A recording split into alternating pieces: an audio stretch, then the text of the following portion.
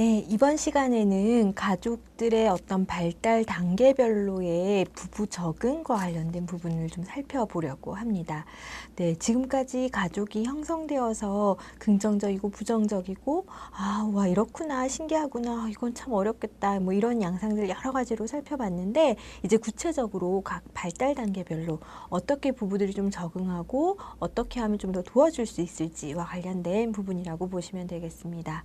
네, 첫 번째로 가족 발달 주기의 개념 그리고 단계 이런 걸 좀 살펴보려고 합니다. 지금 보시는 것처럼 이 그림을 통해서 가족도 발달하는구나 라는 거 혹시 눈치채셨어요? 우리 아주 옛날에 그 첫 번째 시간에서 가족의 발달 주기, 가족 주기 이런 단어들 보셨을 텐데요. 기억하실런지 모르겠어요.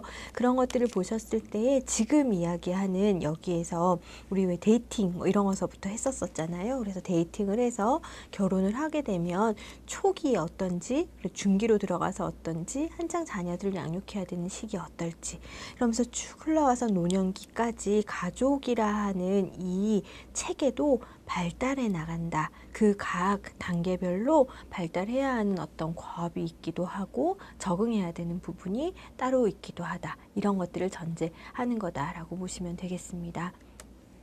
가족 발달 주기. 네, 가족은 결혼으로 형성해서 자녀의 출산으로 발전하고 확대되었고요. 그리고 자녀의 결혼이나 분가로 축소되어서 결국은 서로 중에 어떤 누군가가 사망함으로 인해서 종말을 맞이한다 하는 그런 가족의 발달 양상을 이렇게 한마디로 요약할 수 있겠고요. 생활 주기의 관점은 한 가족의 주기상에 나타나는 국면된 문제, 과제, 그리고 잠재적인 문제, 그리고 취약점, 강점 이런 것들을 시간적 차원과 계속적인 발달 과정으로 연구하는 데 상당히 큰 도움이 된다. 네.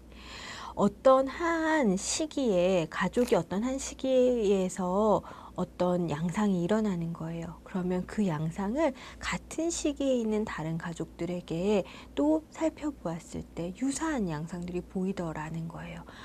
이 주기상에 어떤 국면된 문제가 있구나. 그래서 이런 것들을 생활 주기를 통해서 알게 되는 그런 재미있는 상황들이 생긴다 하는 거죠.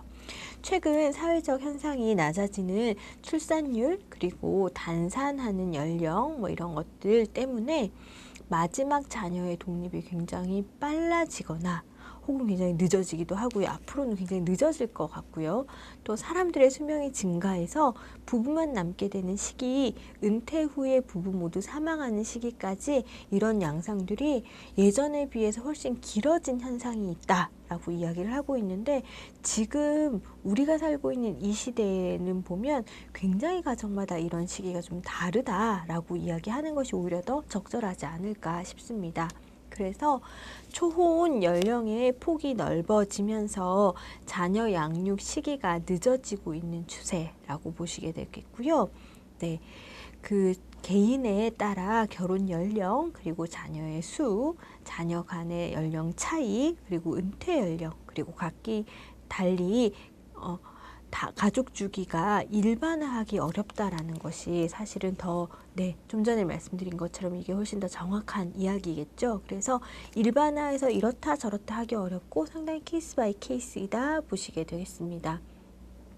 핵가족의 가족 주기 1세대에 그치고 기간이 확대 가족에 비해서 짧죠. 그래서 가정의 경영상의 계획에 신중을 기해야 한다라는 것이 있고요. 노후의 생활보장이 문제가 되므로 가족의 핵가족화 현상이 증가된다면 국가의 사회보장제도 실현이 굉장히 시급하다라고 이야기합니다. 네. 이제는 한 가정이 잘 안정되게 살아나가는 데 있어서 국가가 함께 해줘야 되는 그런 부분들, 사회적인 문제를 이렇게 야기하는 그런 부분들을 미리 예방하게 도와주는 지원 이런 것들이 상당히 중요해져서 이런 이야기들이 같이 거론되고 있습니다. 확대 가족의 가족 주기는 어떨까요? 네, 장자가 성장해서 가장 큰 아이가 이제 성장해서 결혼하게 되더라도 부모와 같이 살게 되는 경우들이 있을 수 있어요. 그래서 가족 주기에 연속적으로 중첩되고요. 주기상